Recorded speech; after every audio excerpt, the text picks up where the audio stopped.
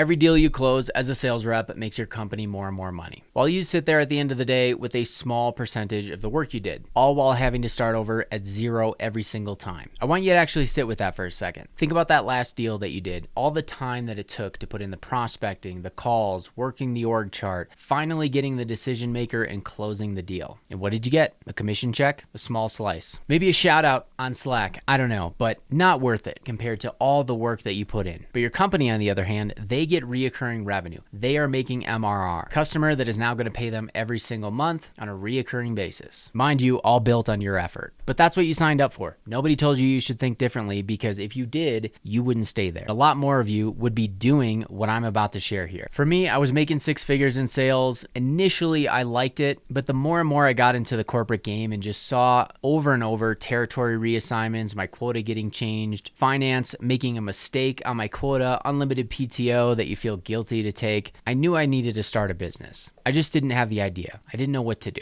It felt like I was stuck between a rock and a hard place of, do I go and take out a big loan, take on some risk, or I'm stuck with a lot of these online gimmicky models that when you really break them down, the profit margins are very low. But I was young, I was making it, my friends were impressed, whatever, but my entire life was built around one thing, hitting quota. My schedule, my sleep, my relationships, all of it was dictated by this number. I'd make my company millions of dollars, and at the end of the quarter, at the end of the year, it's almost like it never happened. So I really had two choices. Keep going down the same path, end up like the guys that have been doing this for 10, 15, 20 years. But when I looked at them, I didn't want their health, their lifestyle, their relationships, or take the same exact skills that I've been deploying one-to-one for my boss, making them millions of dollars, and deploy them into something that I own, where I have equity, and more importantly, where I can build MRR for myself. I was still working my 9 to 5, still hitting my number, and I got lucky because I was selling social media marketing and digital marketing services to lawyers. This was my day job. Even though I had no technical background, had never ran an ad before in my life, just simply got the script, kind of similar to what you probably did when you joined on with your company in sales. They gave you a manual, they gave you some scripts. You didn't know how to do the back end, but you were successful anyways. That was me. So I went to my manager one day and I was like, hey, I feel like I will sell better if I understand some of the back end. If I could sit with the fulfillment team to see what they do best. They were like, yeah, great initiative. That sounds awesome. Go for it. So I sat with them to really just see like how technical this is. Is this something that I could learn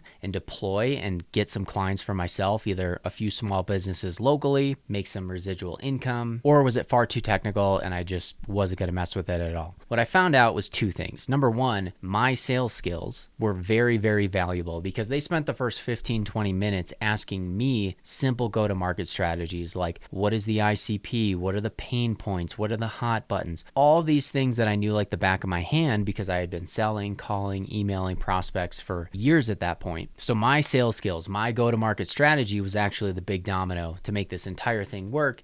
And then they spent the next 10 minutes setting up the ad, which did not look very technical. It was super intuitive after I had laid everything out for them. And it was just in a web browser, a simple .com that they were typing in, the messaging, the ad copy, super, super simple. And so I started doing the math. I was like, okay, I'm selling these packages $5,000 to $10,000 a month to small businesses. How much are you guys spending in ads? And they were like $50, $100. Like, okay, your profit margins are absolutely insane. I can do this for myself. This doesn't seem too technical. So I just went out and did a free trial for a local business and said, hey, I'm new. I'm starting a new company. I'm taking online classes to do this. I'm not going to charge you a dime. You just pay whatever you're comfortable with an ad spend and I'll take care of the rest. They said yes. I got them 50 leads in 2 weeks, and that was my validator. That was my case study. This 100% enabled me 2 weeks later to close a $2,500 a month deal in the parking lot of my sales job. That's 30 grand ARR that I'd spun up in the parking lot of my job. And look, I'm not special. I wasn't the best sales rep on my team. I had some record years, but I had some average years as well. I was just a sales rep that was tired of making somebody else rich and wanted to work for myself. So instead of how do I hit my number this year, turned into how do I build revenue that doesn't depend on me showing up every single day. If I want to take some time off, I need to coast for a little bit for my mental health, physical health, family, whatever, my whole income isn't destroyed. And that's the only difference between me and somebody who's struggling in their sales role. Because here's what every single business on the planet needs. They need more pipeline, more leads, more customers, more deals. You, my friend, have experience in every single one of these things. So if you can productize what you're doing instead of one-to-one to your boss